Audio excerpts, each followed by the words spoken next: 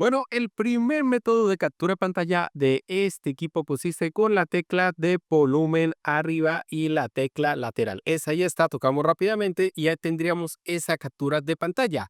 Recuerden que si lo mantienen mucho tiempo sostenido, lo que hacen es habilitar la opción de el apagado del equipo. Nuestra próxima captura de pantalla creo que es de las más importantes. Vamos directamente a ir a la parte de accesibilidad, luego buscamos la función de tocar y casi de último nos aparece toque posterior. Tocamos ahí y nos da dos opciones, 2 o 3 veces. Yo prefiero la de 2 veces, que es más rápido.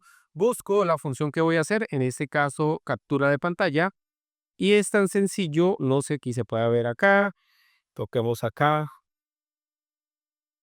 y ahí salía esta captura de pantalla. Recuerden que toda la información la van a encontrar acá en fotos y acá el equipo les va a permitir editar, modificar y hacer lo que ustedes quieran.